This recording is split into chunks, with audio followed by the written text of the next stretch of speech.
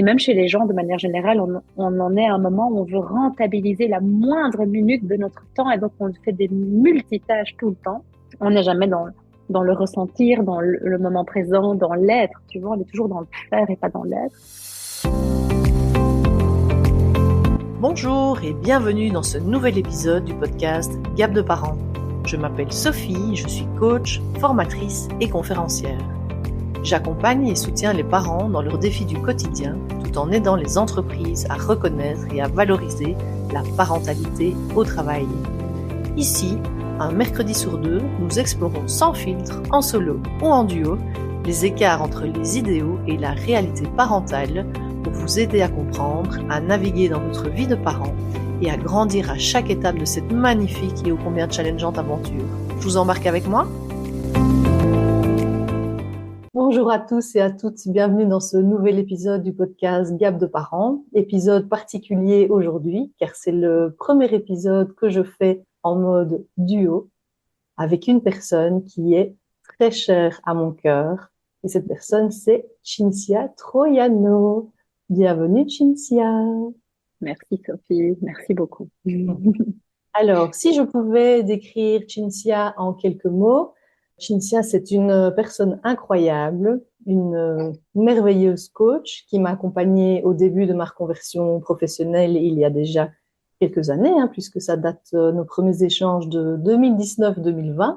Donc, ça commence à faire un bail, clairement. Déjà, oui. Et assez vite, j'ai rejoint le collectif que Cinzia a monté pendant cette période compliquée du Covid, un moment entre indépendants pour se soutenir dans cette période un peu compliquée et qui est devenu par la suite le collectif du Co26 qui est encore là aujourd'hui et dont Cinzia porte toujours cet espace avec autant d'amour, de joie. Et pour moi, c'est vraiment un endroit, une safe space pour moi, vraiment. Un endroit que j'aime avec des personnes que j'aime énormément. Donc voilà, c'est un plaisir pour moi d'accueillir comme première invitée aujourd'hui pour nous parler de sa parentalité et maternité, notre Cinzia Troiano. Alors Cinzia, Merci. toi, qu'est-ce que tu aurais envie de dire aux auditeurs pour te présenter autrement que moi je viens de le faire? Alors, autrement, bah écoute, déjà tu as abordé la sphère pro et ça c'est déjà bien. Donc en effet, je suis la fondatrice de Upco et du collectif Co26 qui font tous les deux partie d'un écosystème qui a pour but d'aider les indépendants et les créatifs à faire évoluer leurs projets et leur entreprise et puis aussi à créer du lien entre les gens, du lien authentique et dans des espaces qui sont des safe spaces comme tu l'as très très bien dit. Donc ça, c'est ce que je fais au quotidien. Et puis, bah, je suis maman de deux petites filles qui ne sont plus si petites que ça, en fait. Je suis maman de Mia qui a 10 ans et de Imaël qui a 7 ans. Cette place de maman prend une part importante de ma vie. Et puis, à côté de ça, je suis quelqu'un de très curieux. Je touche à plein de choses. J'ai des secteurs de curiosité à géométrie variable. Ça va dans des sphères très différentes. Voilà. Et je suis quelqu'un d'enthousiaste pour beaucoup de choses, ça aussi, je crois que c'est quelque chose qui me définit.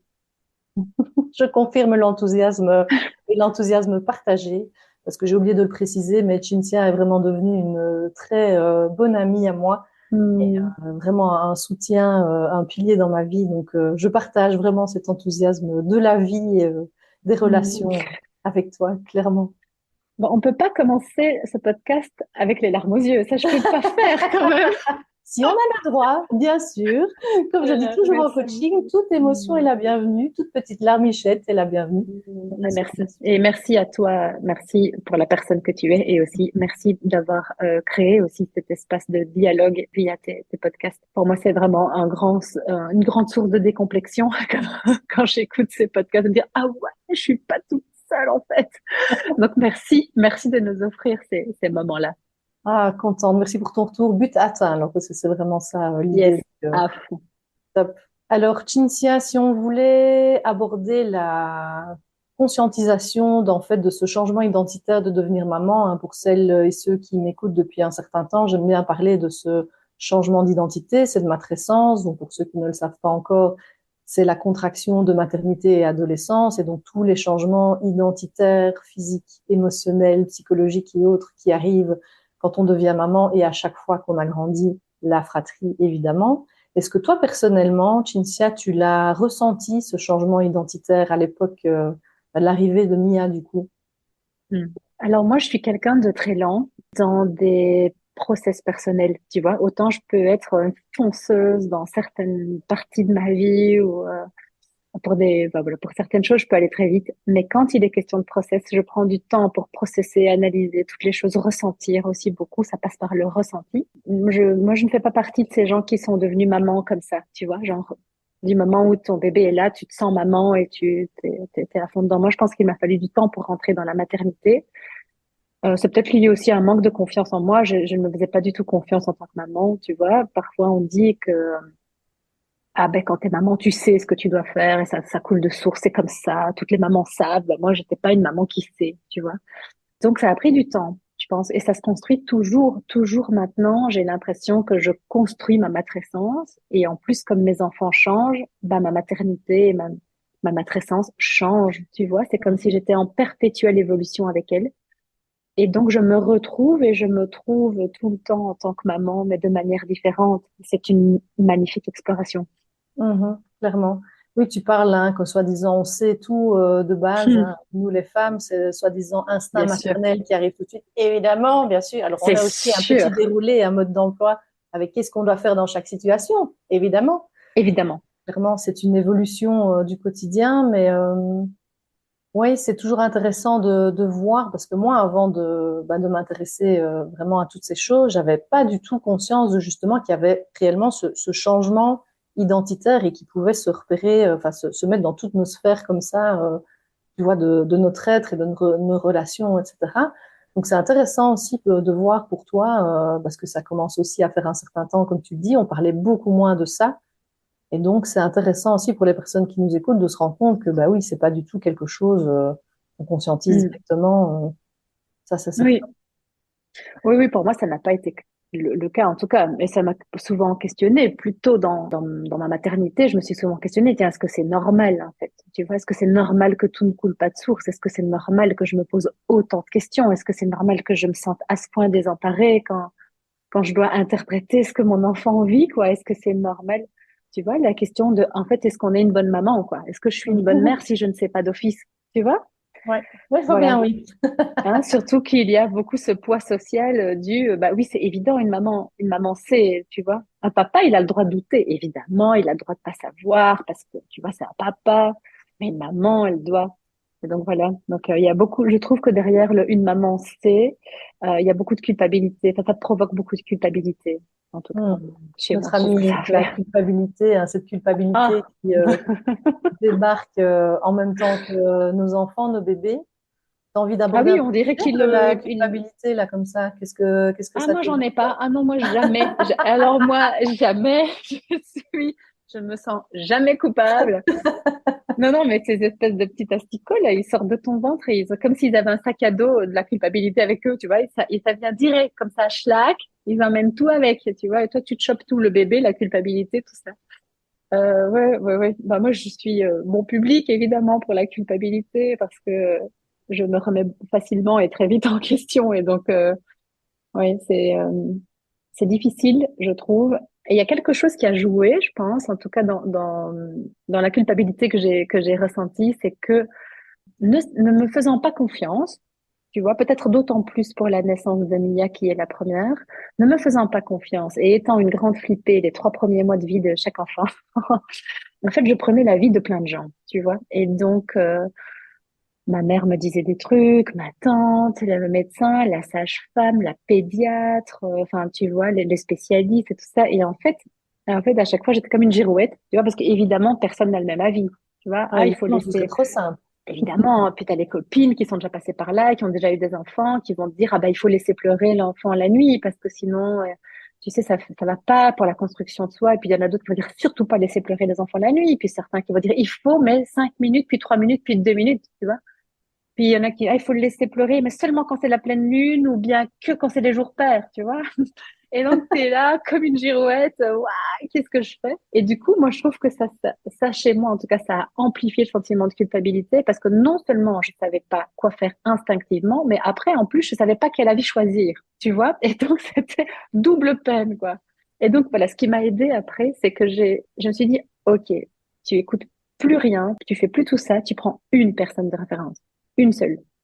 Et cette personne, tu vas la choisir sur base de la confiance que tu lui fais et tu vas l'écouter, en fait. Tu vas écouter, tu vas te l'approprier et voir aussi si ça fait écho chez toi et ce que tu ressens. Mais en tout cas, stop de demander l'avis de tout le monde. Mhm. Voilà. Et ça m'a aidé. Je me suis sentie un peu moins, un peu moins coupable après.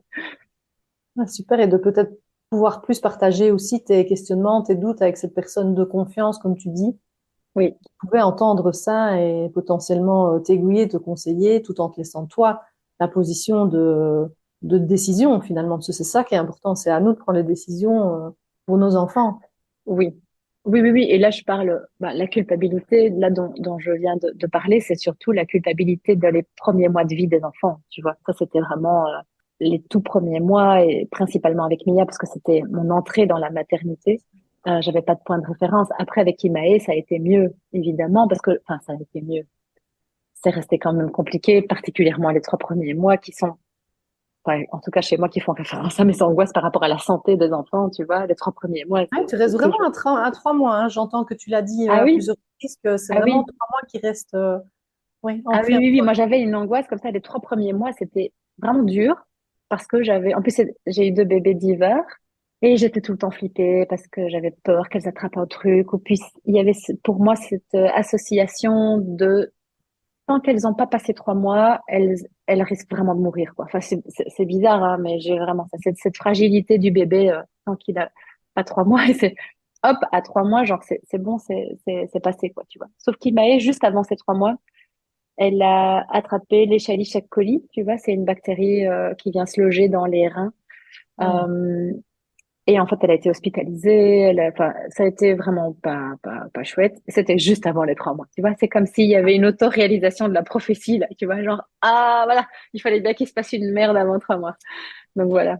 Mais après, ça a été beaucoup mieux, quoi. Mais après, arrivent d'autres formes de culpabilité, évidemment. Voilà. Et là, c'est plus la culpabilité sur prendre du temps pour soi. Et ça, je trouve qu'il y a Hmm. une très, très grosse culpabilité. En tout cas, moi, je la vis comme ça. Comme s'il y avait une injonction. Oui, tu te dis quoi justement par rapport à ce temps pour toi? C'est comme si, en tout cas dans moi, les modèles qui m'ont été transmis, hein, je pense que c'est familial ou culturel en tout cas, c'est qu'une maman doit être 100% dévouée à son enfant et que donc quand il est question d'aimer son travail, d'être passionné par son travail ou d'avoir des amis qu'on a envie de voir ou du sport qu'on a envie de faire, tu vois, ou des sorties culturelles, enfin, peu importe ce qui nous fait kiffer dans la vie, mais si ce qui te fait kiffer, c'est pas tes enfants, enfin c'est pas tes enfants, ce n'est pas que tes enfants, si tu t'intéresses à des choses qui sont en dehors de ta casquette de maman, alors c'est comme s'il y avait une forme de... C'est pas OK, quoi, en fait. Tu peux pas, parce que ton temps, ton énergie, tu dois la dévouer à tes enfants. Oui, c'est mal en fait de penser à prendre du temps pour toi parce qu'on est censé être sous le modèle des mères sacrificielles, comme ont été les générations avant nous, hein, nos mères, nos grands-mères, etc.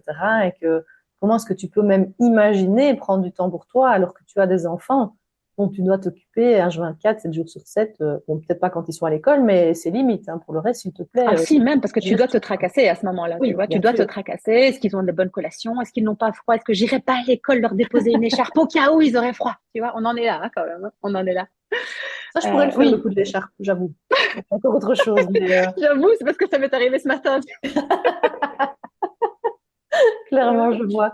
Je vois. Voilà. Non, mais c'est clair, cette injonction et cette comparaison qu'on peut avoir par rapport aux autres générations qui comprennent pas et qui nous traitent carrément d'égoïstes, hein. Moi, j'entends ça régulièrement. Ah oui, oui, oui. Enfin, comment est-ce que vous osez, vous, hein, cette génération, prendre du temps pour vous? Alors que j'aimerais bien partager la métaphore ici, tu vois, du masque à oxygène, hein, quand on prend l'avion et qu'on voit les consignes de sécurité, on nous dit, bah, mettez d'abord le masque sur vous et puis à votre enfant. Parce que pourquoi? Si on n'est pas bien, ben, on ne sait pas prendre soin de nos enfants, ou quand tu vas faire des cours de secourisme, etc., pour aider la victime, ben, tu dois d'abord te mettre toi en sécurité avant de pouvoir aider l'autre. Et donc, c'est clairement ça, Absolument.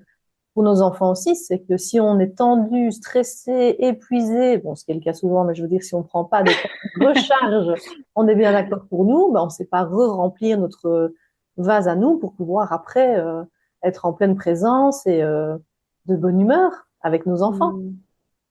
le plus Ah oui, qu'on oui, peut. tellement. Oui, oui, cette idée cette image du masque à oxygène, elle est très parlante et elle est très éloignée, évidemment, de ce qu'on a pu nous transmettre. Je pense que dans l'image qu'on nous a transmise, c'est non, d'abord, tu la mets à ton enfant. Enfin, ce masque, tu le mets à ton enfant. Tu le mets à ton mec parce que, évidemment, tu peux déroger un petit peu à ton rôle de maman si c'est pour mettre la casquette d'épouse ou de compagne ou d'amoureuse. Alors là, ça marche parce qu'il faut être aussi au service de son compagnon. Mais sinon, c'est la seule dérogation possible, d'accord? Le reste, c'est non. C'est Surtout pas pas toi toi-même. d'abord. C'est surtout pas toi. Oui, oui, On oui. est bien d'accord. Et cette image, elle fait, enfin, elle est intéressante à exploiter justement pour ce côté. Mais si je n'ai pas ma propre énergie et mon propre oxygène, je ne peux pas prendre soin de l'autre. Je l'aime bien. Et en même temps, elle me chipote un peu, tu vois, parce que je trouve que elle renvoie encore à une notion qui est que la femme doit prendre soin. Tu vois ce Hmm. que je veux dire? On est Ouais. encore quand même là-dedans. Et alors, je comprends, être maman, c'est, enfin, pour moi, en tout cas, dans ma vision, c'est aussi prendre soin. Et ça, c'est évident. Je prends soin de mes enfants de plein de manières différentes. Mais, enfin, tu vois, ce qui me dérange encore un peu, c'est que c'est toujours ce côté, la maman infirmière, la femme, en tout cas, la femme infirmière ou la femme qui soigne. Et donc, tu dois prendre soin de toi pour prendre soin de l'autre. Mais moi, j'aurais envie de dire aussi, j'ai envie de prendre soin de moi et de mettre mon énergie dans d'autres sphères que celle de maman parce qu'en fait, j'ai envie de montrer d'exemple à mes enfants qui, en plus, sont des filles, qu'en fait, on peut être multicasquette et on peut prendre soin de soi et en même temps soin des autres. Je ne prends pas soin de moi pour prendre soin des autres, mais je prends soin de moi et des autres. Tu vois ce que je veux Oui, dire? oui, je vois bien. Tout à fait, je te rejoins. Et ça, je trouve que c'est important parce que, en tout cas, c'est une vision personnelle, hein, ça Mhm, n'engage que mhm. moi, mais je suis souvent heurtée à ce côté où c'est la femme qui doit prendre soin, tu vois, vraiment. Et on entretient ça beaucoup, tu vois, chez les Bah, dans petites le filles Caire, encore tu vois, maintenant, tout le monde, mais tout les le personnes qui temps, prennent soin, c'est souvent des femmes, hein, en mais majorité. tellement. Tout à fait. Et qu'est-ce que tu penses alors de parler, tout à l'heure, je parlais de pleine présence, parce que je pense qu'il y a une différence entre être avec tes enfants dans une frustration, une colère, une fatigue, j'ai pas de temps pour moi et je suis épuisée et je préférais être là-bas que d'être ici, etc. Ça se transmet cette énergie à nos À fond. enfants, tu vois, que quand tu es beaucoup plus ancré, beaucoup mieux reposé, parce que tu as pris du temps pour toi, pour te recharger, etc., bah, ta présence et donc du coup ton rayonnement sur les tiens autour de toi, ben, il est beaucoup plus positif. Moi, je le vois comme ça aussi, tu vois. À côté du prendre Tellement. soin, c'est ça aussi, cette énergie qu'on rayonne autour de nous. C'est Ah important. oui. Ouais, présenté comme ça, je comprends et j'adhère encore plus, tu vois. Mm. En effet, parce que quand toi, tu as pris soin de toi, tu es disponible alors pour les autres aussi. Et tu peux donner ton attention qui est full, quoi, tu vois. Je ne suis jamais aussi présente pour mes filles que quand je suis pas là en train de leur dire bon bah désolée hein, je dois répondre à un mail ou deux sur mon téléphone ou de me dire ah ouais je suis là mais dans ma tête je suis déjà en train de préparer cette conférence que je donne demain donc tu vois Oui, elles me oui, je posent vois. des questions que j'entends même pas parfois et elles me disent mais t'as dit oui tantôt. Parfois, je soupçonne qu'elle me manipule un peu, hein, qu'elle me dise que j'ai dit oui, que c'était pas vrai. Mais quelquefois, ça arrive vraiment, elle me dit, mais si, t'as dit oui. Et en fait, je pense vraiment que je suis physiquement là, mais je suis dans ma tête en train de faire plein de choses, tu vois. Que si j'avais pris le temps de terminer ma journée de boulot correctement, de faire ce que j'avais à faire, après, je peux me dire, OK, maintenant c'est stop et je suis pleinement disponible pour mes enfants. Et donc ça, c'est vraiment du temps de qualité, tu vois, parce que je peux jouer, je peux déconner, on peut danser, on peut faire à manger tranquillement, on se raconte notre journée quand je suis vraiment focus pour elle. Mais ça demande que j'ai peut-être fait mon sport avant, que j'ai fait mon boulot, que tout mon taf soit terminé et que je sois alors pleinement présente. Mais c'est pas facile. C'est pas facile, c'est ce que j'allais dire, hein, parce que je pense qu'il y a beaucoup de personnes qui se reconnaissent dans ce que tu dis, moi en premier. Et je pense que ce qui peut être pas mal, c'est aussi se dire, ben, si j'ai pas eu le temps de finir tout ce que j'avais à faire, c'est se dire, OK, là, ça va être mon temps avec mes enfants. Et après, que ce soit le soir ou le lendemain, etc., je sais que j'aurai ce temps dont j'ai besoin Mm. pour ben, compléter, enfin, finir cette conférence ou faire mon sport ou quoi que ce soit. Mais vraiment, hein, parce que c'est noté dans mon agenda et que je sais que je vais pouvoir le faire pour qu'il n'y ait pas de Exact. frustration non plus et de nouveau pouvoir être dans cette pleine présence. Et moi, ce que j'ai Mm. remarqué aussi avec mon fils, c'est que Il y a des moments, tu vois, ces fameux mercredis après-midi, etc., où tu te dis, ben, je dois absolument faire ça. Donc, tu lui dis, écoute, je vais être là, mais en fait, tu sors ton ordinateur, tu essaies d'appeler quelqu'un, etc. Et en fait, ben, l'enfant, il le ressent, il est juste infernal. Enfin, je donne l'exemple Oh, de, oui, de mon oui. fils ici, de Nathan. Et clairement, c'est juste impossible. Et donc, lui, il est frustré parce que maman est là, mais maman n'est pas disponible. Et moi, je suis frustrée parce que j'ai pas fait ce que j'avais dit que je ferais. D'accord? Et donc maintenant, Clairement. j'ai vraiment pris le parti de, OK, quand je suis avec toi, il n'y a pas d'ordinateur, il n'y a pas de téléphone, Mm. d'accord? Et de créer ce temps après, parce qu'effectivement, on n'a jamais fini, surtout en tant qu'indépendant, hein, clairement, on est bien Mhm. d'accord, ou j'ai pas eu le temps de faire ce sport et tout ça, mais je prévois ce temps pour après. Comme ça, il n'y a personne qui est frustré, ni moi, ni Nathan, de voir, bah, tiens, maman, elle est dans la pièce, mais elle est quand même pas avec moi. Parce que les enfants, ils ressentent très fort hein, ça. Le nombre d'adultes qui sont, hein, tu sais, quand tu vas au parc ou quoi que ce soit, où tu vois des parents et tout ça qui sont sur leur téléphone. Alors c'est bien, ils sortent leurs enfants et tout ça, on va à l'extérieur, mais Mm. si c'est pour passer tout le temps connecté à ce téléphone, je pense que ce téléphone, c'est vraiment une drogue et c'est vraiment Ah ouais. une Mm. coupure de moments de présence, que ce soit avec nos enfants, avec nos amis ou peu importe.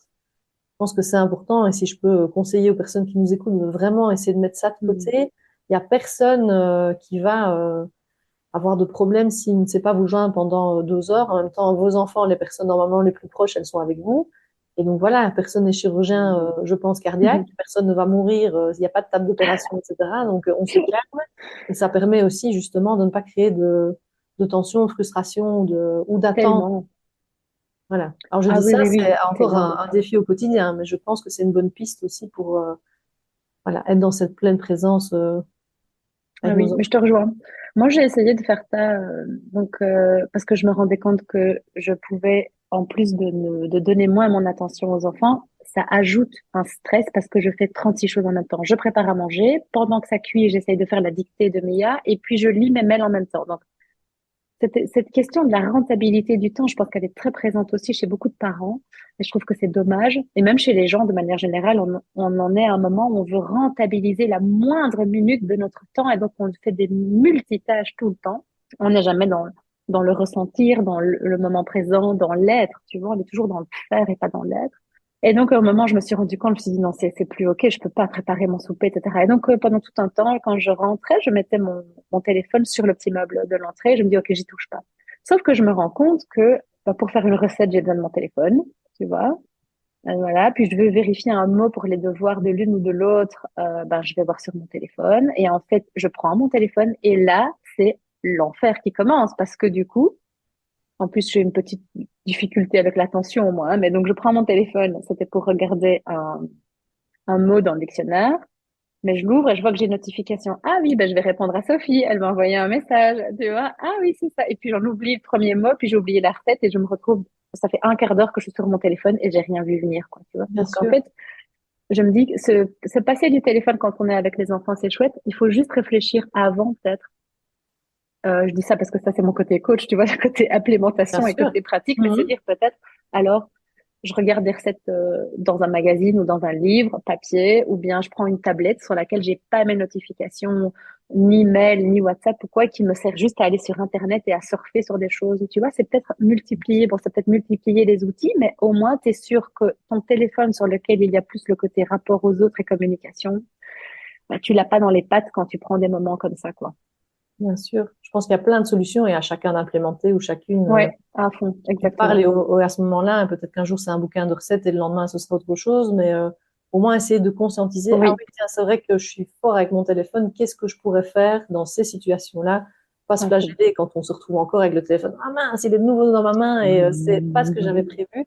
Bah, peut-être juste le conscientiser et se dire ah ben voilà, là j'ai foiré, ben c'est pas grave et comment est-ce que je peux faire À mieux fond. la prochaine fois, etc. Et c'est un travail d'une vie et de tous les jours, hein, de toute façon. Mais clairement. Oui, oui, et peut-être aussi impliquer les enfants dans la recherche de solutions, tu vois. Leur dire, tiens, voilà, je remarque que je suis encore sur mon téléphone.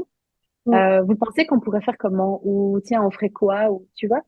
Ouais. Je pense que ça peut être intéressant d'impliquer les enfants. Clairement. Surtout que nos enfants, un jour, ils auront aussi, j'ai envie de dire malheureusement, des téléphones. Et donc, est-ce qu'on a envie d'une famille où tout le monde est sur son smartphone et ne se parle plus, etc. Voilà. Et aucun jugement, chaque famille fonctionne comme elle veut. Voilà. En même temps, si on a envie encore de l'interaction et tout ça, moi, je pense que c'est l'antidote à toute interaction, hein, ce téléphone. Donc, c'est vraiment ça. Ça nous coupe, Claire. donc, à voir ce qu'on a envie de faire, des moments qu'on a envie de créer, c'est sûr. Donc, c'est important. Mais oui, impliquons nos enfants parce que eux, ben, de nouveau, ils répètent ce qu'ils voient aussi, hein. Donc, Tellement, tellement. Ça, je trouve que c'est une grande prise de conscience, moi, que j'ai eue en tant que maman, c'est de me rendre compte à quel point ce que je fais, bah, est un plus grand, et influence beaucoup plus les enfants que ce que je dis.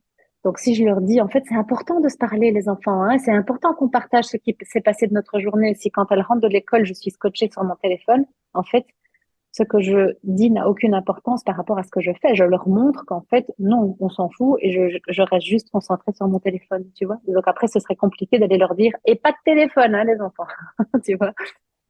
Donc ça, je trouve qu'en tant que parent, c'est un peu difficile aussi parfois parce que enfin moi je me dis, mais en fait, je dois être exemplaire dans mes comportements, tu vois. Dans mes comportements, je dois incarner les valeurs que je porte auprès de mes enfants, quoi. en tout cas, le plus possible parce qu'on n'est pas Oui, pas parfait. tout, Nous bien sommes sûr. humains, humaines, d'accord? Et donc, voilà, comme quand de temps en temps, ça nous arrive de crier sur notre enfant parce qu'il crie et arrête de crier en criant. Je suis pas sûre que ce soit la meilleure façon de faire. Et pourtant, ça nous arrive à tous et à toutes. Et c'est OK, mais c'est juste à nouveau de se dire, ouais, Pas bah, mal. t'as un peu foiré parce que c'est pas comme ça que ça va marcher. Mais au moins, on se le dit, tu vois, c'est ça qui est important, je trouve. Et Ah de oui, oui, oui. comment Oui, on peut on se faire le passer le dit message, tu vois. à fond, on se le dit. Et puis, moi, je leur dis, en fait, tu vois, quand ça m'arrive, en fait, après, très vite, je leur dis, bah voilà, je suis désolée, mais j'ai juste fait l'inverse de ce qu'il fallait faire. Mais en fait, c'était pas la peine de crier. Voilà. En plus, tu vois que ça marche pas, parce que toi-même, ça t'a pas calmé, en fait. Donc, voilà. Mais je pense que passer le message aussi à nos enfants et bah, tu vois particulièrement toi qui as des filles comme tu disais tout à l'heure, cette fameuse image de la Wonder Woman là, tu vois, on est Ouais. censé être parfaite sur tous les fronts, bah non, maman elle est pas parfaite et c'est ok. Maman elle se Bon, remet ça, en mes filles, elles le savent question bien. et de pouvoir échanger, tu vois, et de se dire et s'excuser et voilà et de recontextualiser tout ça, je trouve ça super important Oui. que nos enfants voient aussi qu'on n'est pas parfait, parce que moi, j'avais cette image aussi des parents qui doivent être parfaits, etc. Et donc, quand tu vois ton parent qui déconne ou qui fait pas quelque chose qui est censé être normal, à nouveau, c'est quoi la normalité? Mais ça te pose question, quoi. Alors que si ton parent conscientise déjà de lui-même et vient t'expliquer, etc., moi, je trouve que ça donne un Oui, mécanisme de fonctionnement déjà différent à nos enfants et une autre image aussi, un autre idéal. C'est important. oui, oui, je trouve aussi. Je trouve aussi que ça leur donne d'autres schémas et de manière générale, même indépendamment de schémas qu'ils pourraient répliquer en tant que parents, juste d'être humain à être humain, tu vois, de se dire en fait, en tant que personne adulte, on peut reconnaître quand on fait des bêtises et on peut aussi enfin, présenter ses excuses et reconnaître qu'on n'a pas fait de bonnes choses parce que ce soit dans leur rôle de parent ou d'amitié ou de travail, même, tu vois, d'un moment de se dire ça sert à rien de faire comme si tout était bien et comme si on avait tout bien fait, tu vois. Un peu d'humilité, en fait, c'est bien à tous Oui. les niveaux de la vie. Oui. Et d'authenticité. Ah, à fond, Ouais. à fond. Tu vois, dans les workshops que je donne en entreprise, on parle beaucoup des émotions. Alors déjà, ça, c'est un mot banni, tabou, Bien interdit. sûr. Et j'aime bien partager aux parents qui assistent à ces workshops aussi de dire, ben, c'est bien pour vous déjà de pouvoir donner une place, nommer vos émotions et voir ce qu'on va en faire parce qu'il y a des messages derrière. Et en même temps, c'est chouette aussi de pouvoir montrer de nouveau à vos enfants que c'est OK d'avoir des émotions parce que tout le monde en a, nous sommes des êtres humains. Et de voir aussi, ben, tiens, comment est-ce que maman ou papa, elle fait avec cette émotion, etc., etc. C'est super chouette aussi. C'est un beau cadeau qu'on peut faire avec à nos enfants.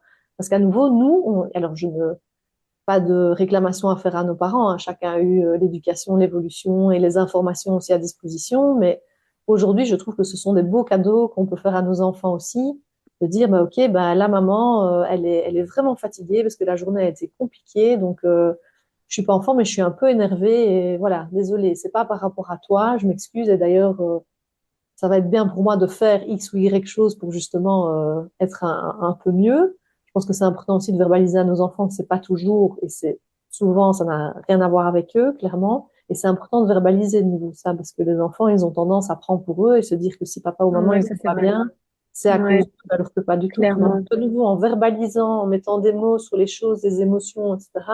Ça ne peut que aider et comme tu dis en toute humanité, en toute authenticité. Je pense que c'est Oui. très important.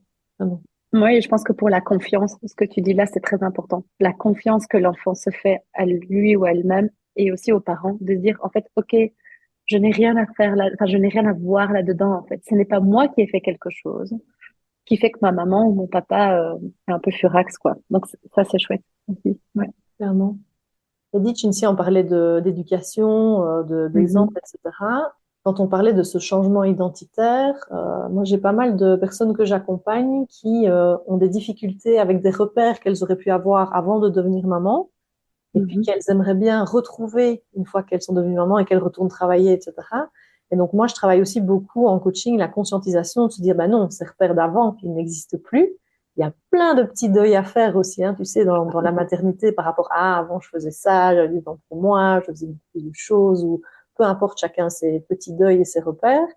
Et l'important, c'est, je pense, recréer, enfin créer de nouveaux repères, tu vois, dans sa maternité, dans sa parentalité.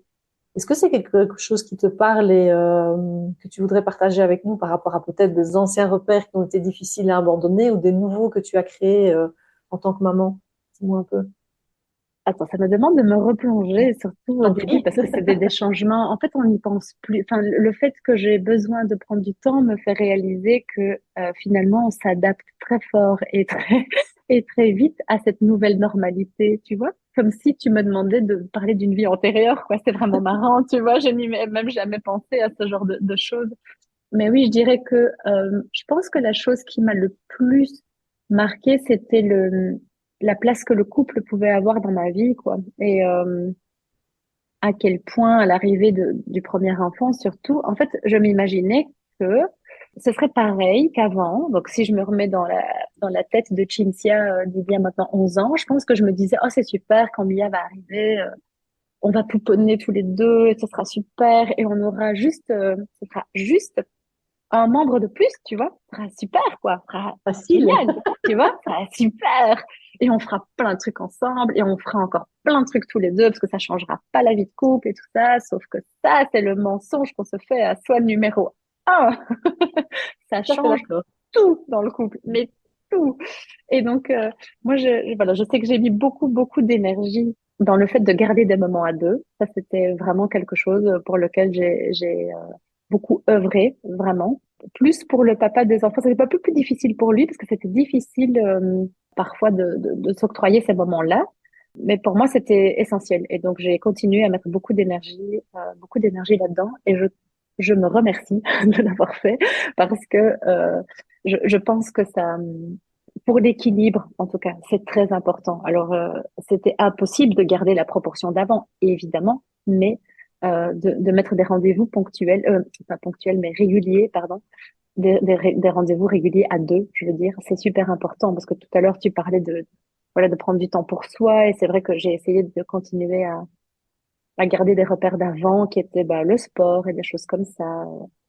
Euh, mais ça a été déséquilibré pendant longtemps. C'est-à-dire que pendant longtemps, je me disais, OK, le mois prochain, je recommence le sport, j'y vais. Le mois prochain, c'est sûr, hein, parce que j'aurais retrouvé un équilibre, j'aurais retrouvé du temps. Et puis, c'était 8 mois plus tard, j'avais toujours pas fait. Quoi, tu vois. Bien sûr. Mais par contre, le temps à deux, ça, j'y ai vraiment accordé de l'attention et de l'énergie dès le début. Voilà. Donc, mais après, j'ai dû faire le deuil, oui, de pas mal de choses. Par exemple, je sais pas moi, un truc.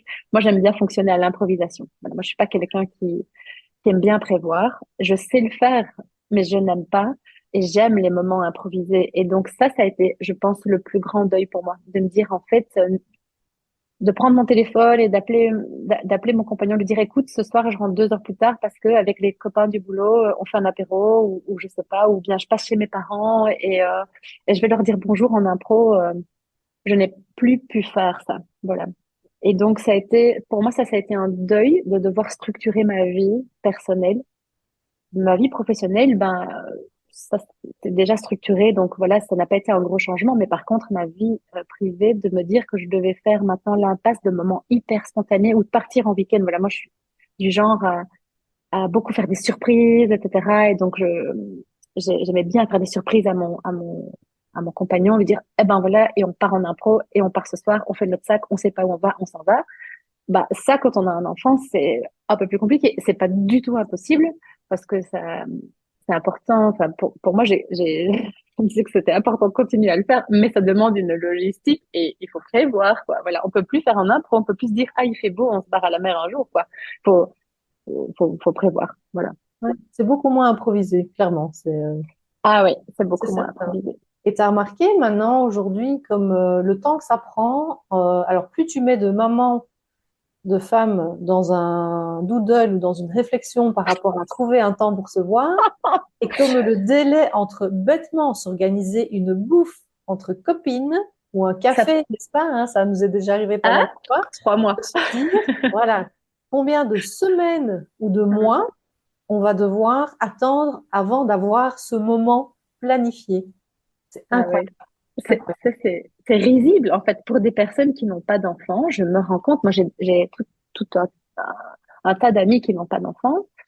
Bah, elles sont hyper occupées aussi pour d'autres choses. Donc, elles ont aussi des agendas de fou parce que je pense qu'il n'y a pas que le fait d'être maman qui fait nos agendas. Mais alors, elles se marrent, quoi, à chaque fois. Tu vois, elles se marrent en me disant, mais attends, ah bon, mais ton enfant, il a un agenda plus chargé que nous, quoi, aussi, parce que, ah oui, mais attends, tel week-end, elle a l'anniversaire de machin, tel week-end, elle a son mini-camp scout, là, elle a un spectacle, et tu dis, en fait, je dois gérer, je suis devenue secrétaire de quelqu'un, enfin, d'une ministre, quoi, tu vois, en plus du mien, donc c'est Oui. trop bien, c'est génial. Donc, tu dois jongler avec plein d'agendas, avec plein de contraintes, quoi. Et donc, en effet, la disponibilité qu'on a, elle est beaucoup moins. Mhm. On est bien d'accord. Donc oui, ce côté spontané, ça peut encore arriver, mais bon, ça devient Ouais, effectivement un peu plus rare. Donc ça fait partie de tes repères ou des changements marquants pour toi, hein. Le ouais, couple, je te rejoins aussi. Pour revenir 2 minutes à ça, j'avais fait un épisode de podcast là-dessus où effectivement, dans pas mal de couples et de familles, cette partie couple, elle est relayée au dernier plan pendant un certain temps, parce que fatalement, la parentalité va prendre énormément de place, c'est un énorme chamboulement et on essaye de faire comme on peut avec ce petit être complètement dépendant de nous. Et puis, il y a cette reprise du boulot qui arrive quand même assez rapidement et donc on essaye quand même de rester vivant, de survivre malgré potentiellement, sauf quand on a tiré le gros lot à la loterie, mais en général, bon, nos bébés dorment pas toujours encore énormément quand on compte bosser. Et donc, c'est pas facile. Et donc, c'est vrai que mettre du temps dans son couple à ce moment-là, c'est pas simple. Donc, et puis alors peut-être se dire aussi, j'ai envie d'interaction sociale, et donc de retrouver du temps pour mes amis aussi, des choses comme ça. C'est pas facile à jongler par rapport à toutes ces choses, c'est clair. Moi, il y a une phrase que j'aime bien oui, partager, c'est on peut tout faire, mais pas au même moment. Donc, exact. pouvoir Il y a un temps accepter pour chaque aussi que chose. pendant tout un temps, cette parentalité, elle va prendre beaucoup de place. Et puis après, et ça de nouveau, c'est le rythme de chacune ou chacun d'entre nous, c'est à un moment donné, tiens, là je ressens en moi, et c'est bien de pouvoir le verbaliser, que ce soit à son conjoint, à sa conjointe ou autour de soi, de se dire, ben là maintenant je suis prête, tu parlais du sport aussi, hein, qu'on Mm. sort complètement de nos routines pendant un certain temps, et de nouveau c'est OK. Par contre, quand on sent que ça commence vraiment à poser problème, là c'est peut-être de se poser la question et de se dire, non, mais là j'en ai vraiment besoin. Donc, comment est-ce que je peux le réintégrer et c'est ça pour moi, hein. Moi, je préfère parler d'harmonie, d'équilibre, tu vois, À écrire du fond, trop que la vie, à peu importe. fond, c'est Harmonie, vrai. je trouve ça plus joli. Et de se dire, bah là, j'avais mis le curseur très très bas où je l'avais carrément sorti de mes casquettes, mais là, j'ai envie de remettre ma casquette de femme sportive parce que j'en ai besoin. Donc, c'est important Clairement. aussi de se dire, Oui, clairement. Et comme tu dis, je pense que cette harmonie, elle prend du temps, tu vois, elle prend du temps vraiment. Et je pense que c'est un leurre. Et je pense que, bah voilà, les réseaux sociaux, la comparaison sociale fait que, on a une image très dorée comme ça de la maternité et on voit ces nanas qui, après 3 semaines, font du crossfit ou, ont retrouvé leur silhouette d'avant, vont boire des verres avec des copines et sont des super nanas avec leur mec ou leur copine.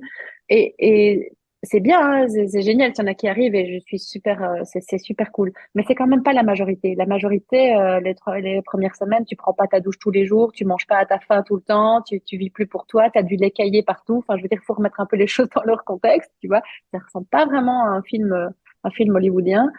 Et je pense que le gap, il est là aussi. Il est dans la projection qu'on a, dans le fantasme qu'on a de la maternité, et puis ce qui se passe vraiment. Et c'est rude. Le choc, il est méga rude. Parce que si tu t'en fais une idée toute rose, alors c'est pas tout noir non plus. Ça, c'est aussi magnifique, c'est merveilleux. On est plein d'amour, plein d'euphorie, plein de découvertes. C'est extraordinaire. Mais c'est aussi des moments de doute difficiles, des moments où on se met entre parenthèses pour se consacrer à un enfant, à une nouvelle structure. Et ça prend du temps. C'est ça que je veux dire. En fait, ça prend du temps et c'est OK, hein, que ça prenne 3 mois pour certaines et peut-être 6 ou 10 ans pour d'autres. C'est OK, en fait.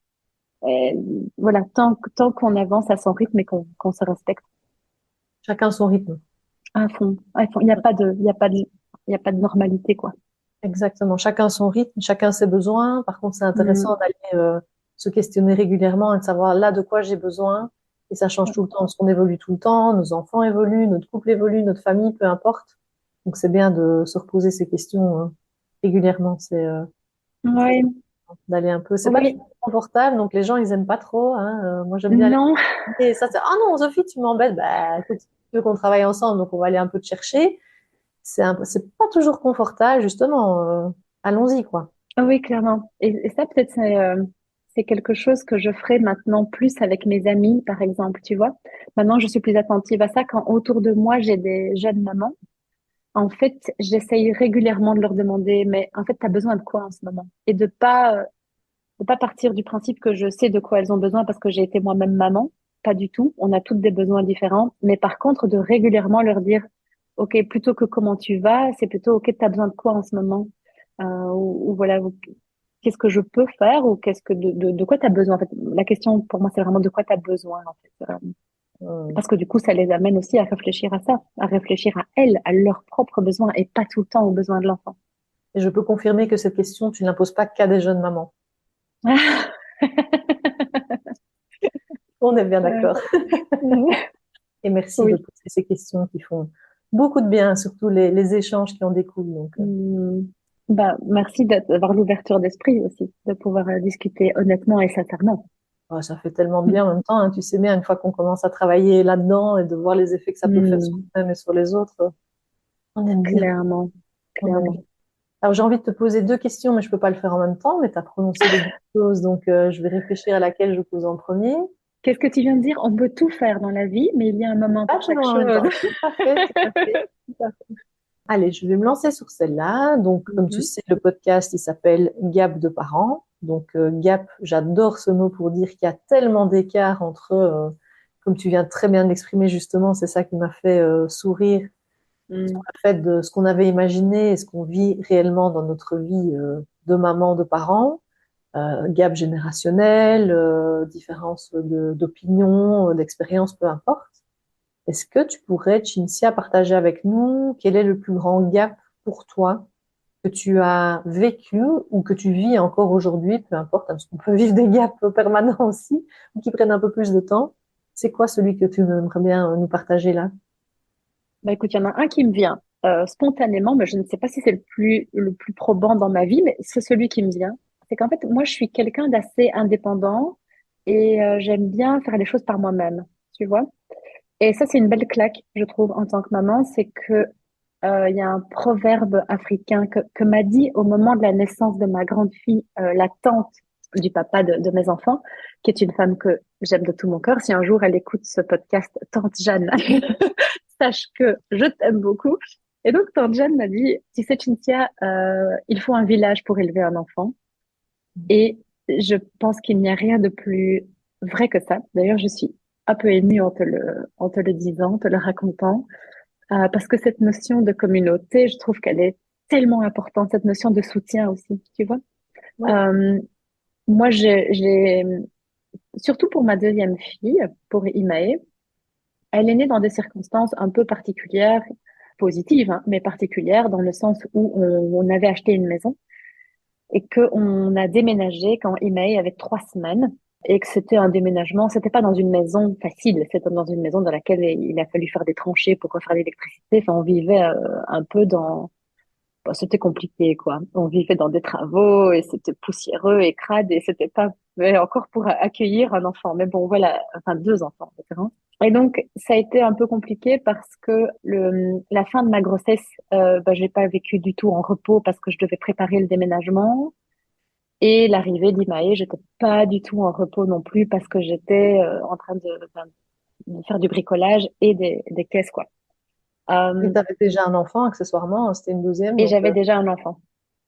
Voilà, exactement. Et en plus, il y avait beaucoup de travaux à faire et c'était fait par mon papa, par le papa des enfants. Et donc, c'était peu de présence, vraiment très, très peu de présence du papa des enfants. Donc, voilà, moi qui aime bien faire les choses toute seule, là, la vie m'a bien dit, bah tiens, voilà, tu vas le faire. Tiens, voilà, tu vas faire ces moments de vie là, tu vas les bien les passer toute seule.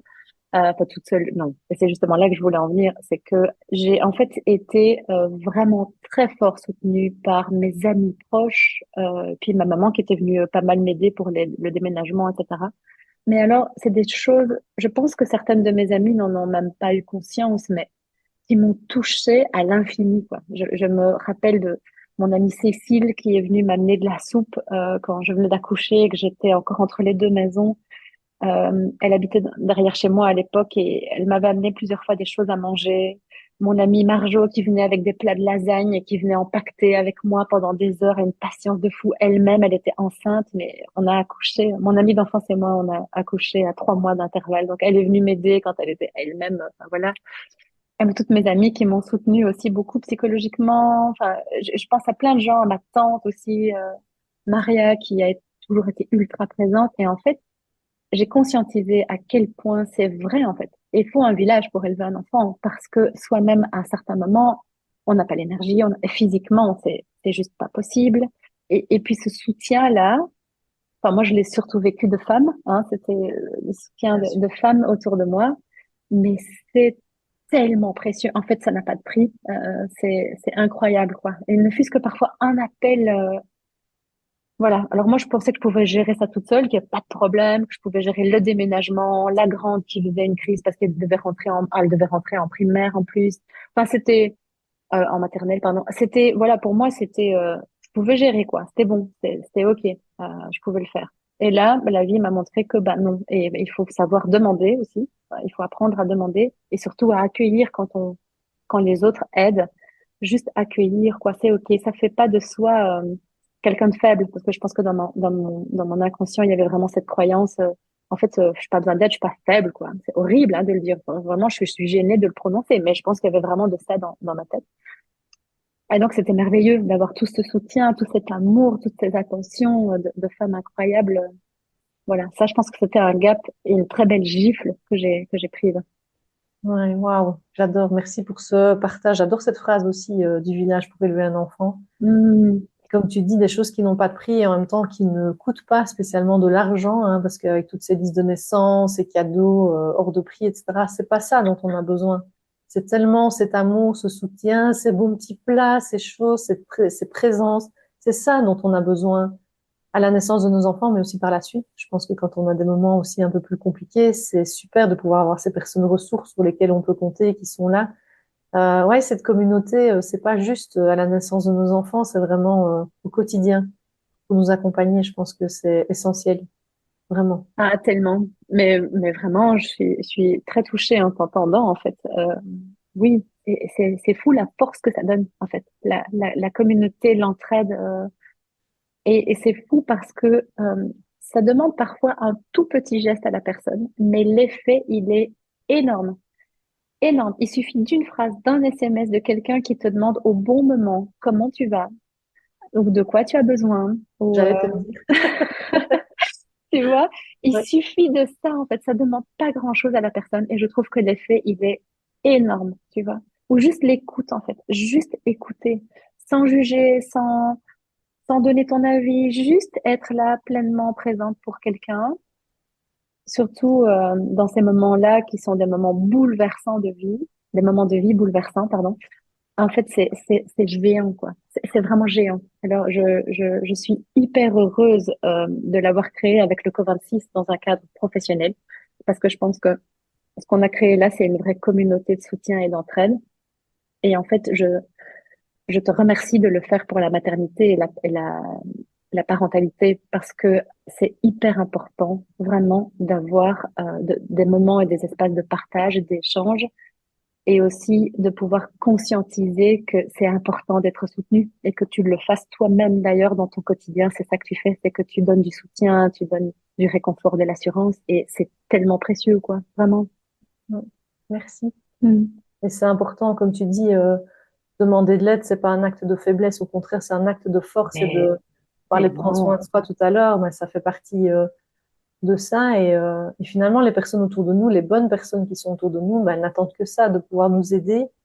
Et donc, oser, je m'adresse de nouveau à Oh, des personnes qui nous écoutent, si vous n'osez pas, ben, passer le cap, dépasser cette timidité, cette crainte et allez-y, poser la question. Comme je disais encore à une personne l'autre jour, la réponse, elle restera toujours non jusqu'à ce qu'on pose la question, vraiment. c'est Et en excellent temps ça. général, les gens, ils te répondent oui parce ils seront ravis de nous aider, de t'aider. Donc, c'est important et peut-être qu'ils pourront pas le faire, mais voilà, alors on va chercher une aide autre part. Mais en général, moi, je connais peu de personnes qui, quand ils ont demandé, clairement aussi, hein, parce que avoir besoin d'aide, c'est quelque chose, mais comme tu le dis si bien, de quoi est-ce que tu as vraiment besoin? Mhm. D'accord? Parce que j'ai besoin d'aide. J'ai encore une personne qui partageait ça dans un atelier la semaine passée. J'essaie d'exprimer à mon mari, j'exprime à mon mari que j'ai besoin d'aide. Ok? Super, bravo à toi de l'avoir exprimé, mais ça veut dire quoi? J'ai Ouais, besoin d'aide. De quoi as-tu besoin? De l'aide logistique, de l'écoute, avoir plus de personnes présentes à la maison, qu'est-ce que c'est une aide ménagère ou qu'est-ce que c'est? Exprime le besoin, plus de présence du papa par rapport aux enfants, qu'est-ce bien que sûr. c'est? C'est important. Et ça, c'est pas toujours facile non plus de l'exprimer. On sait pas toujours. Mais c'est bien de se poser la question à soi-même avant et Mm-mm. de pouvoir demander. Bah oui, et je pense que on ne sait souvent pas l'exprimer parce qu'on n'a jamais été entraîné et drillé à comprendre nos besoins.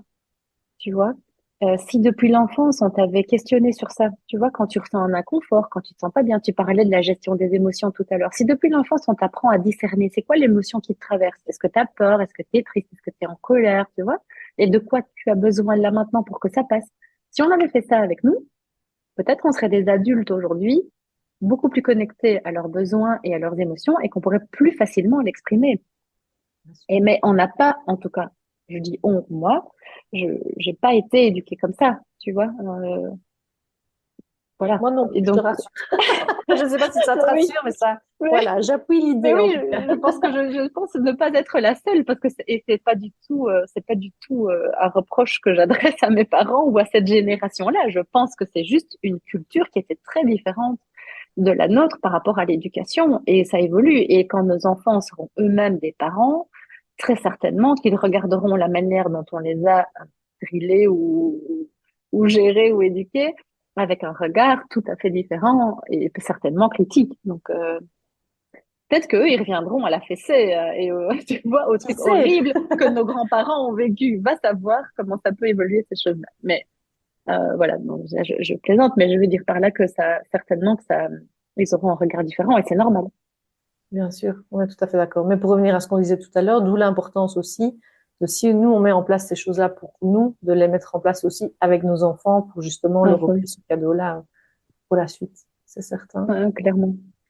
Et si on devait, parce que bon, la maternité, c'est aussi énormément de doutes, hein, de questions, ça on le sait. Quand je t'évoque le mot doute, quel serait le plus gros doute qui t'a habité, toi, Cynthia, ou un des plus gros, hein, parce qu'on peut en avoir, voire plusieurs par jour à certaines périodes, mais quel est le doute, en tout cas, que tu aimerais bien partager? Et l'idée, ce sera de rebondir justement sur qu'est-ce qui t'a permis de sortir de ce doute ou justement de reprendre confiance en toi par rapport à cette situation. Comme ça, je te laisse sélectionner Hmm. parmi tes doutes. Bah, écoute, vraiment, c'est une question super difficile parce que moi, je doute tout le temps. Tu vois, je suis continuellement dans le doute. Mais je dirais que ouais, ce qui me fait douter parfois, c'est que ouais, j'ai parfois l'impression que je suis autoritaire avec mes enfants. Alors ça, c'est un fameux gap, voilà, par exemple. J'ai l'impression que je suis autoritaire, mais dans ce que mes amis me renvoient, ou ma famille même, c'est tout à fait l'inverse, tu vois. C'est, ah ouais, t'es vraiment cool avec les enfants, tu vois. Sous-entendu peut-être, t'es trop laxiste ou, tu vois, voilà. Et ça, pour moi, c'est un doute continu entre comment donner un cadre, parce que je pense que les enfants ont besoin d'un cadre, comment leur donner un cadre, mais sans qu'elles se sentent privées d'une forme de liberté ou de créativité, ou tu vois, comment je peux à la fois être cadrante et à la fois leur donner des terrains de jeu où elles peuvent découvrir, explorer, parce que ce sont des valeurs importantes pour moi que j'aimerais transmettre à mes enfants. C'est vraiment l'exploration, la curiosité, mais aussi la confiance en soi, l'affirmation de soi, être connecté à ses envies, à ses besoins, aller chercher ce qu'on veut, etc. Et donc, je suis souvent dans cette ambivalence entre, OK, il y a un cadre à respecter, il y a un horaire, il faut y aller, et c'est comme ça, et bazar. Et en même temps, bah, les laisser libres d'explorer, tu vois, voilà. Ça, c'est un doute, un gros doute dans mon côté, dans ma maternité. Et qu'est-ce que tu fais du coup pour, je vais pas dire alimenter, au contraire, mais pour diminuer au maximum ce doute, même si j'imagine, je doute à nouveau que c'est quelque chose dont on puisse se séparer totalement. Mais comment est-ce que tu fais pour gérer ça du coup au quotidien? Bah, ce que je fais, parce que cette question est d'autant plus présente ces 2 dernières années, parce que je suis la moitié du temps seule avec les enfants, puisque leur papa et moi nous sommes séparés, et donc cette question est d'autant plus présente, parce qu'avant, je pense qu'il y avait, quand on est deux parents en continu avec les enfants, il y a une espèce d'équilibre ou d'harmonie, comme tu dis, qui se met plus parce que tu en as un qui est un peu plus cadrant, l'autre qui est un peu plus je sais pas comment nommer, voilà, je sais pas comment nommer, mais il y en a un qui est plus cadrant, peut-être l'autre qui laisse un peu plus libre, plus de liberté. Pas toujours évident du coup à trouver justement ce cadre commun, mais bon, c'est un autre débat. Mais clairement, je serais intéressée d'en discuter avec toi, exactement, parce que du coup, parfois les rôles se cristallisent et je trouve que c'est pas bon du tout. T'en as un qui est plus dans l'autorité, l'autre qui est plus dans la liberté, et donc ça c'est pas ok. Je trouve quand les rôles se cristallisent comme ça. Ouais. Le bon flic, mauvais flic, là, tu vois. Ah oui, complètement. Et les enfants, ils comprennent ça très vite, ils sont très malins et forcément ils jouent avec ça. Et donc, je trouve que c'est pas intéressant, même si on tombe dedans, tu vois. Bien sûr. Mais donc, voilà, quand on est parent solo à moitié du temps, ça veut dire aussi qu'il faut retrouver un équilibre en soi et plus avec l'autre, mais un équilibre en soi dans ces deux parts-là. Et donc, c'est une sphère que j'explore plus ces dernières années. Et enfin, je trouve que c'est une belle exploration à faire. Et du coup, ce que je fais, c'est que j'essaye de, bon, ça prend du temps, évidemment, tu sais, je Sûr. prends du temps pour mettre des choses en place. Mais du coup, ce que j'essaye de faire, c'est de me dire, OK, il y a des moments où on peut être vraiment en roue libre. Tu vois, il y a des moments où c'est OK. En fait, il y a certains jours où on a fait une espèce de charte avec les enfants. Certains jours où c'est OK, vous mangez comme vous voulez. Donc, il y a des jours sur la semaine, tu vois, ce jour-là, on est ensemble. Quand il n'y a pas d'invité, vous mangez comme vous voulez. Vous voulez manger sans les couverts, vous voulez manger avec vos doigts, vous voulez manger par terre, vous voulez manger dans votre chambre. Ce jour-là, en fait, c'est OK. Et bizarrement, elles étaient hyper excitées d'avoir l'autorisation. Alors, elles étaient contentes, mais bizarrement, elles n'en font pas grand-chose. Mais juste d'avoir la liberté de le faire, elles étaient contentes, tu vois. Et donc, voilà, ça, c'est cadré. Par contre, les autres moments, alors là, non, il y a des couverts, c'est des couverts, tu manges, voilà. C'est comme ça, il y a un cadre. Et c'est comme ça. Mhm. Et, quand Mhm. le repas, il est fini, il est fini. Tu reviens pas une demi-heure après en te demandant que tu as faim parce que t'as pas mangé ou non, c'est comme ça, en fait. On mange à table et on mange ce qui est à table. On va pas manger autre chose. C'est le même repas pour tout le monde. On fait pas de chipo. Enfin, tu vois, voilà. Donc, je me dis, il y a des espaces comme ça, tu vois. Il y a des moments où elles peuvent faire ce qu'elles veulent, elles peuvent jouer, elles peuvent mettre la musique à fond, elles peuvent danser, elles font ce qu'elles veulent. Mais à d'autres, bah là, maintenant, c'est le moment de partir parce que enfin, pour moi, le respect des horaires, c'est parfois compliqué à tenir avec tes enfants. Et donc, voilà, maintenant, c'est le moment de partir. C'est le moment d'aller te brosser les dents. Tu ne me fais pas une chorégraphie au moment d'aller te brosser les dents, tu vois. Voilà. Donc, j'essaye de donner des espaces de liberté, ce qui permet alors de se concentrer beaucoup plus sur de la rigueur et de la règle à d'autres moments. Et comment tu te sens, toi, Cinzia, la maman, dans ce cadre que tu expérimentes encore aujourd'hui? Tu te sens comment là-dedans? Je me sens avancée, je vais dire ça comme ça. J'ai l'impression que j'avance et que je découvre petit à petit des choses qui fonctionnent en ayant toujours en tête que ça va peut-être fonctionner 3 semaines et puis plus du tout. Parce qu'avec les enfants, il y a cette espèce de non-permanence qui est là, qui est perturbante, mais qui est là. Et donc, je me dis, OK, je prends ce qui est bon à prendre. Tu vois, si ça marche même 3 fois, c'est cool et je suis fière de moi et je suis fière d'elle Ouais. surtout. Et c'est bien. Mais ouais, je me sens évoluer et avancer. Super. Et comme tu dis, bah, ça fonctionnera peut-être 3 fois parce qu'aussi, ben, elles évoluent, elles grandissent. Il y a plein d'événements extérieurs qui peuvent aussi venir influencer cette, je sais pas moi, excitation ou peu importe. Et voilà, on fait comme on peut, hein, un pied devant l'autre et un jour après l'autre, et on se félicite quand on a des victoires et quand ça va pas, ben, on verra bien comment ce sera demain, n'est-ce pas? Carrément. Mais carrément. Vraiment la douceur avec soi-même et la bienveillance avec soi-même. Ah ouais. Et voilà. Et on a beau nous le dire. Enfin, moi, j'étais un peu hermétique à ça. Je comprenais pas. Tu vois, on me disait, ah, il faut être bienveillante avec toi-même. J'étais là, bah, ok, mais comment vous faites, en fait, pour être bienveillant avec vous-même? C'est quoi être bienveillant avec soi-même? C'est bien beau, tu vois, sur papier, c'est tout joli. Alors, voilà, namasté, tout ça, c'est super. Mais dans le concret, tu vois, au quotidien, c'est quoi la bienveillance? Et en fait, tout doucement, je commence à le découvrir aussi. La bienveillance, c'est se dire, OK, bon, aujourd'hui, j'ai fait de la merde, bah, c'est OK, en fait. Et c'est pas grave parce que j'en suis consciente, je ne le valide pas, je suis consciente. Et demain, bah, qu'est-ce que je peux faire pour que ça se reproduise pas? Et même si ça se reproduit le lendemain, se dire, OK, j'ai refait un schéma, mais c'est pas grave, ça faisait 40 ans que je le faisais, donc tout doucement, il me faudra du temps pour m'en défaire. Et c'est OK, et je fais de mon mieux, et bravo, parce que tu gères bien au final, tu vois. Se dire, allez, tu gères, quoi. Déjà conscientiser qu'on fait potentiellement mal les choses, et encore on met ce qu'on veut derrière le mal. Moi, j'aime bien mettre des gros guillemets. Et comment est-ce qu'on pourrait faire une prochaine fois? Déjà, avoir la conscientisation ou la démarche de le faire, c'est super. Et à côté de ça, ben, moi, j'inviterais peut-être les personnes à nouveau qui nous écoutent à se poser la question, OK, on se concentre sur qu'est-ce qu'on a fait de mal, mais qu'est-ce que j'ai fait de bien aujourd'hui? Parce que je suis À sûre que j'ai fait fond, à clairement fond. au moins quelque chose de bien. Là, on parle du culte, Ouais, cultiver la gratitude et tout ça. Moi, je trouve ça génial. J'essaie de le faire aussi un maximum, les belles choses qu'on a vécues tous les jours. Et en même temps, tu vois, quand on s'autoflagelle comme ça, c'est de se dire à côté, OK, mais qu'est-ce que j'ai fait de bien? Qu'est-ce qui était bien aujourd'hui, tu vois, pour revenir à des choses positives. Je pense que c'est super important. tellement.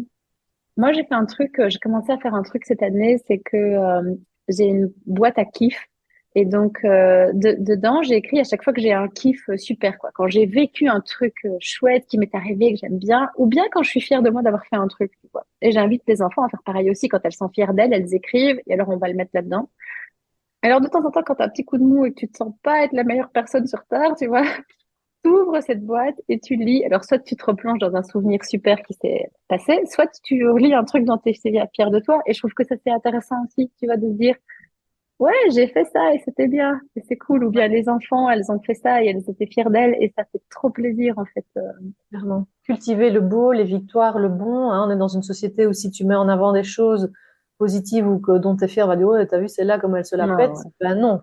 Je cultive justement le côté positif, les belles choses, les bonnes choses, les victoires. Et ça, c'est vraiment super important. Vraiment. Parce qu'on va Tellement. continuer à faire plein d'erreurs tous les jours et voilà, c'est pas grave, on avance pas à pas. Et à côté de ça, on cultive le bon et le positif. C'est important. À fond. Et pour ça, il y a un truc magnifique. On parlait d'être l'exemple, tu vois. Récemment, j'ai vécu un moment juste, mais lunaire avec les enfants. C'était magnifique. Moi, souvent, enfin, je suis très démonstrative. Et donc, moi, je suis quelqu'un qui dit facilement les choses. Et donc, très souvent, je leur dis qu'elles sont super, que je les trouve géniales, que quand elles font un truc sympa, je leur dis, ah, mais je trouve ça intelligent, je trouve que ton raisonnement, il est chouette. Et, ou bien quand je les observe avec leurs amis, je leur dis, ah, mais t'es une chouette amie, je trouve, sur ce coup-là. C'est vraiment super de prendre soin et tout ça. Enfin, bref, pas de prendre soin. Je le fais moi-même. Euh, mais bref, je leur donne beaucoup de feedback. Et cela dit, quand j'ai un feedback négatif à faire, c'est pas que je l'évite, hein, je le refais aussi, mais j'essaye de nourrir leur confiance en elles avec tout ça. Et récemment, j'avais passé une journée, mais juste foireuse, comme pas possible. J'étais pas bien, c'était pas une bonne journée. J'étais bougon comme ça et tout ça. Et au moment de coucher les enfants, Imae, la plus petite, elle me serre super fort dans ses bras et elle me dit, mais tu sais, maman, tu dois avoir confiance. Tu es géniale. Tu es super. Et tu es incroyable avec nous. On pourrait pas rêver d'une meilleure maman. C'est incroyable. Tu dois croire en toi, maman. J'étais là, Waouh! j'étais complètement submergée d'émotions. Je me suis dit, mais, oh, mais c'est tellement beau. En fait, elle a senti. Bon, évidemment, je pense que j'étais un peu maman dragon ce jour-là. Donc, elle a dû plus que sentir. Elle a dû vivre que j'étais vraiment pas dans une bonne journée. Mais alors, elle a voulu peut-être me renvoyer ce qu'elle reçoit aussi, tu vois. Et donc, c'est pour ça que je me dis, en fait, il faut y aller avec les enfants, il faut montrer, faut pas avoir peur d'être transparent parce qu'à un moment, ils comprennent. Et alors, ça veut dire aussi que eux dupliquent ce qu'ils observent de nous. Et donc, si on met le focus sur le beau, sur la valorisation de l'autre, ils vont le faire pour les autres. Et je suis sûre qu'elle le fait pour elle aussi, tu vois, parce qu'à certains moments, elle dit aussi, bah, oui, voilà, elle avait eu un concours d'élocution et elle me dit, oh, j'ai pas eu la première place, hein, mais je suis super fière parce que je me suis bien amusée et bon, j'aurais pu étudier un peu plus si j'avais voulu vraiment, tu vois. Et en fait, c'est sympa de se dire, ok, elle a aussi de la bienveillance avec elle-même, pas qu'avec les autres, quoi. Top. Ah, j'adore. Quelle Hmm. belle valeur et fonctionnement tu inculques à tes enfants. C'est beau. C'est chouette. Oh, ben, merci. C'est toujours en construction, hein, je précise. Ouais, ça ne s'arrêtera jamais, j'ai envie de te dire, hein. À C'est le fond, travail de à vie. On fond, est bien d'accord. à fond. Et en même temps, à nouveau, je souligne la victoire et je trouve ça magnifique. Donc, je me permets de Merci, le partager merci, merci beaucoup, aussi. merci. Donc, Cinzia, c'est une maman qui a une certaine expérience depuis une dizaine d'années, on va le dire comme ça. Si on fait un bond dans le temps, mais vers le passé, vers la Mhm. Cinzia qui va mettre un pied dans la maternité, qu'est-ce que tu lui dirais avec toute ton expérience d'aujourd'hui? Qu'est-ce que tu auras envie de lui partager comme message? Mhm. Que ça va être chamboulant, que ça va être un nouveau monde qui s'ouvre et que c'est un nouveau monde inconnu complètement parce qu'il est nouveau pour chaque personne et qu'il ne ressemblera en rien au passé. Mais en fait, je voudrais lui dire de profiter à fond en fait, mais à fond parce que et de refaire les mêmes bêtises qu'elle a faites peut-être, tu vois, parce que c'était pas des bêtises, mais qu'au fond la seule chose que je lui dirais c'est en fait fais-toi confiance, vraiment juste fais-toi confiance. Fais-toi confiance dans tout ce que tu vas traverser avec les enfants, à côté de tout ça, juste te faire confiance et arrêter de croire que les autres ont les réponses et que la réponse des autres a plus d'importance que soi, tu vois, ou bien de trop faire, de trop remettre ma confiance dans les médecins parce que c'est un médecin, parce que elle sait ou il sait ce qu'il fait. Non, en fait, c'est se connecter à soi et que c'était, je lui dirais en tout cas, ça c'est sûr, je lui dirais que ça va être les deux plus gros changements de ta vie, mais par rapport à moi en tant que personne, je trouve que ça m'a changé beaucoup en tant que personne. Ouais, je lui dirais ça. Et ça t'a changé de quelle façon, quel adjectif tu mettrais sur ce changement? Ça m'a rapproché de moi-même, vraiment fort. En fait, c'est comme si et plus particulièrement pour Imae, parce que bah, pour Mia, j'étais plus jeune et je pense que bah, on revient toujours à ce processus lent chez moi. Je pense que ça a commencé avec Mia et que ça a été extrêmement révélateur avec Imae. Avec Imae, en fait, j'ai accouché sans péridurale et dans des conditions un peu particulières parce qu'en plus, elle a dû être induite. Donc, c'était un peu douloureux, quoi. Et Je suis sûre que le un peu euh, n'a même pas sa place dans cette phrase, mais bon. Ça n'a pas du tout sa phrase. Ça fait mal à crever. Voilà. Soyons clairs, hein, on sait bien, on dit les choses en toute authenticité, donc vas-y. Tout à fait. Tout à fait. Et en fait, il y a eu un moment vraiment charnière en fait à ce moment-là. Je pense que et je m'en suis rendu compte après. Mais en fait, à un moment, au moment de l'accouchement, j'ai eu un cri animal quoi, presque. Tu vois, un cri extrêmement animal. J'ai pas d'autres mots. Et ça m'a surpris moi-même. En fait, c'est à ce moment-là comme si je m'étais un peu dissociée, quoi, comme si j'étais sortie de mon corps et je me suis dit, waouh, c'est moi qui ai produit ce cri, ce truc-là. C'est moi qui ai fait ça. J'ai cette puissance en moi qui me fait crier comme ça. C'était un truc qui m'a dépassée, en fait. Tu vois, c'est comme s'il y avait une partie de moi qui était née en même temps, tu vois, et une espèce de partie extrêmement puissante, en fait. Et, euh, et depuis ce jour-là, il y a eu une espèce de, c'était lent, mais c'est comme une espèce de rencontre avec moi-même et de la personne que j'étais vraiment et pas celle qu'on m'avait fait croire que j'étais, tu vois, ou que j'ai voulu me faire croire que j'étais pendant très très longtemps dans ma vie. Et du coup, ouais, je me suis connectée à cette force en fait. Et ça n'a plus arrêté depuis. Il y a eu tout le temps des choses en plus, et des découvertes, des discussions avec des amis, des podcasts, des lectures, des rencontres, plein de choses qui m'ont connectée de plus en plus à ça. Et ce n'est pas fini. Clairement, c'est ça qui est magique. Mm. Tellement, tellement. Mm. Sûr. Alors, on va arriver au bout de cette interview, cet Yes. échange. On a discuté de beaucoup de sujets différents. Si tu voulais que les personnes qui nous écoutent retiennent une seule chose de cet échange, c'est difficile, hein? Mais qu'est-ce Oh, que tu waouh. voudrais que ce soit ou une idée ou un concept ou peu importe. Qu'est-ce que tu voudrais qu'ils retiennent principalement de notre échange d'aujourd'hui?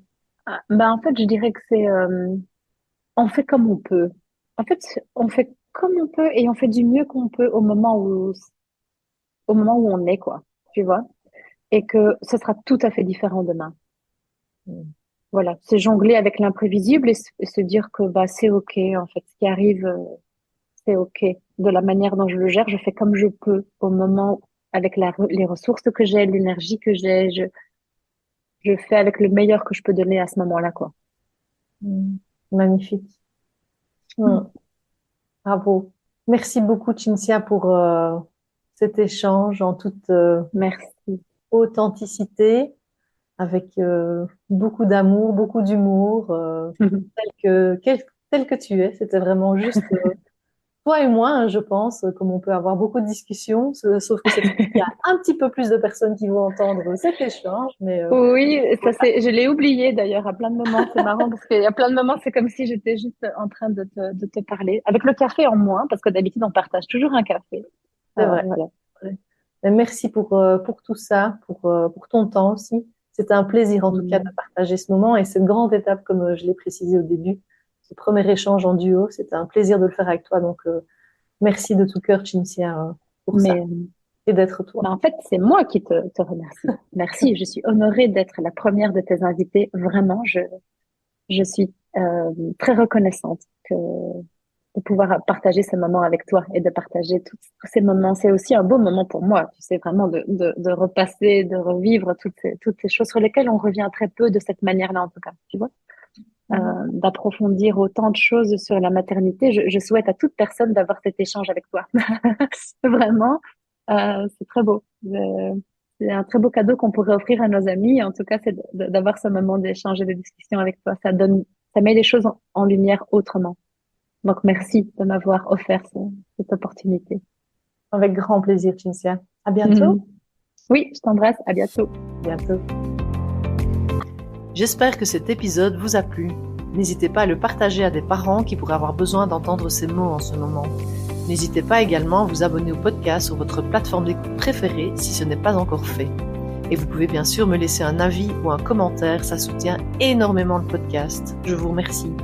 Je vous attends également en message privé sur LinkedIn, Instagram ou Facebook pour me partager votre vécu personnel et ce que cet épisode vous a aidé à conscientiser aujourd'hui. Je serai ravie d'échanger avec vous sur ces sujets. Je vous remercie et je vous dis à très vite pour un nouvel épisode de Gap de parents.